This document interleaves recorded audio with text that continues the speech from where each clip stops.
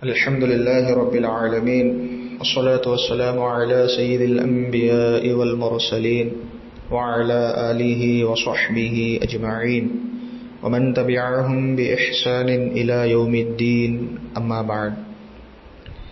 أعوذ بالله من الشيطان الرجيم. بسم الله الرحمن الرحيم. واستعينوا بالصبر والصلاة فإنها لكبيرة إلا على الخاشعين. وقال النبي صلى الله عليه وسلم صل قائما فإن لم تستطع فقاعدا فإن لم تستطع فعلى جنب.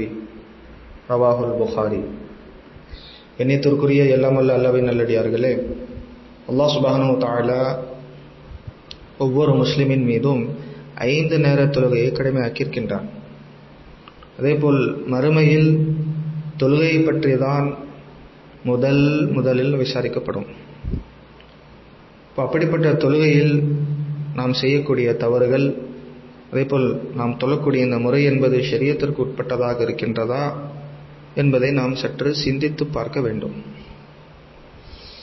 இணையத்திற்குரிய எல்லாமல்ல அல்லாஹ்வின் நல்லடியார்களே, இன்றைய காலகட்டத்தில் நம்ம பொதுவாக பார்த்தோம் அப்படின்னா நாற்காலி தொழுகை என்பது பரவலாக இருக்கின்றது.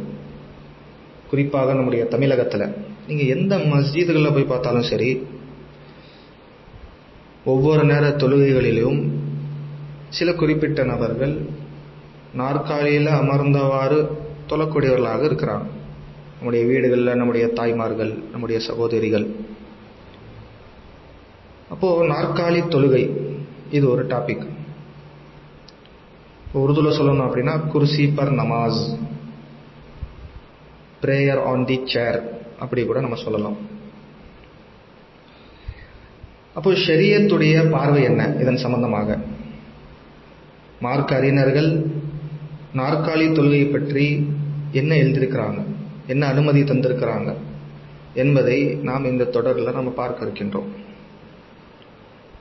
இப்போ இதற்கு முன்னால் வாழ்ந்த நம்முடைய பெரியார்கள், நம்முடைய முன்னோர்கள், அவர்களுக்கும் இயலாத ஒரு நிலை ஏற்பட்டது, நின்று தொழ முடியாத ஒரு நிலை இல்லையா?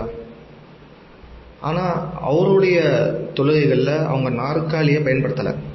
ஆனால் இந்த காலகட்டத்தில் தான் அதிகமான பகுதிகளில் அந்த நாற்காலி தொழுகையுடைய முறை என்பது அதிகமாக இருக்கிறது. இப்போது ஒரு விஷயத்தை நம்ம கவனிக்கணும். ஃபிக்ஹ் ஷரியத்துடைய சட்டத்தில் தொழுகை சம்பந்தமாக சில விஷயங்கள் சொல்லப்படுகிறது. உதாரணமாக ஷராயித்னா என்ன அப்படின்னா தொழுகையுடைய வெளி ஃபர்துகளுக்கு சொல்லப்படும். அதே போல் அர்கான், தொழுகையுடைய உள் ஃபர்துகளுக்கு அர்கான் என்று சொல்லப்படும் ஃபிக்ஹ்ல. இப்போ தொழுகையுடைய உள் ஃபர்துகளில் முதல் ஃபர்து என்ன தெரியுமா அப்படின்னா கியாம் தான். கியாம், நின்று தொழுவது. இப்போ இந்த நிலை, நிற்குதல், நின்றல், இந்த நிலை தொழுகையில் இருந்தாதான் அந்த தொழுகையை கூடும். இந்த நிலை இல்லை அப்படின்னா இந்த தொழுகை என்பது கூடாது இல்லையா? ஏன்னா அர்கான் சொல்லப்படுகிறது. தொழுகையுடைய ஃபர்து, உள் ஃபர்து இது. இப்போ ருக்கு செய்வது, இது ருக்குவும் வருது, ருக்குவும் உள் ஃபர்தில் கட்டுப்படுது. இப்போ உங்களுடைய தொழுகைகளில் நீங்கள் ருக்கு செய்யலை அப்படின்னா அந்த தொழுகையே கூடாது. திரும்ப அந்த தொழுகை நம்ம திரும்ப தொழுவணும் அந்த தொழுகையை. எனவே இப்போ இந்த நிற்கக்கூடிய தன்மை, அந்த முறை நமக்கு முடியல, தொழுகையில் அதை செய்ய முடியல அப்படின்னா அதற்கு ஷரியத்தில் என்ன சலுகைகள் இருக்கிறது இல்லையா? ஆரோக்கியமான நபர்களும் இருக்கிறாங்க, ஆரோக்கியமற்ற நபர்களும் இருக்கிறாங்க. டாக்டர் சொல்லிட்டாரு, முறையான ஒரு டாக்டர் சொல்லியிருக்கிறாங்க, உட்கார்ந்து தான் நீங்கள் எல்லா செயலும் செய்யணும், நின்னா உங்களுடைய கால்களுக்கு பாதிப்பு ஏற்படும், நரம்புகளுக்கு ஏதாவது பாதிப்பு ஏற்படும் அப்படிங்கிற மாதிரி சொல்லிட்டாங்க அப்படின்னா அப்போ ஷரியத் சில தொழக்கூடிய சில முறைகளை நமக்கு சொல்லுகிறது. எனவே முதல்ல புரியக்கூடிய விஷயம் என்ன அப்படின்னா, கியாம், நிற்கக்கூடிய அந்த நிலை என்பது தொழுகையுடைய ஒரு ஃபர்துகள்ல ஒன்றாக இருக்கிறது இல்லையா? அதேபோல் தொழ முடியாத இந்த மக்களுக்கும் உண்மையான காரணம் இருந்தால் ஷரியத் அவர்களுக்கு சில சலுகைகளுக்கு தருகிறது. நாற்காலி பயன்படுத்தலாம், உட்கார்ந்து தொழுவலாம் என்ற முறையும் ஷரியத்து சொல்கிறது. ஆனால் ஏகதேசமான முறையில் நாற்காலி பயன்படுத்துவது என்பது நமக்கு ஷரியத் சொல்லலை. மார்க்க அறிஞர்களும் அதான் சொல்கிறாங்க, நாற்காலி பயன்படுத்துறது தவிர்த்து கொள்ளுங்க, முடிந்த அளவு கீழே உட்கார்ந்து தொலை பாருங்க. அதாவது நின்று தொலைவே முடியல, டாக்டர் சொல்லிட்டாரு அப்படின்னா அப்போ என்ன செய்யுங்க, முடிந்தவாறு அமர்ந்து, அதாவது தரையில் அமர்ந்தவாறு தொலைக்கு முயற்சி செய்யுங்க என்பதாக நமக்கு ஷரியத் கூறுகிறது. அதேபோல் பெருமானார் ஸல்லல்லாஹு அலைஹி வஸல்லம் அவர்களும் நமக்கு சொல்றாங்க, நின்று தொழுவுங்க. இப்போ முடியல, நின்று தொழ முடியல அப்படின்னா அமர்ந்து தொழுவுங்க.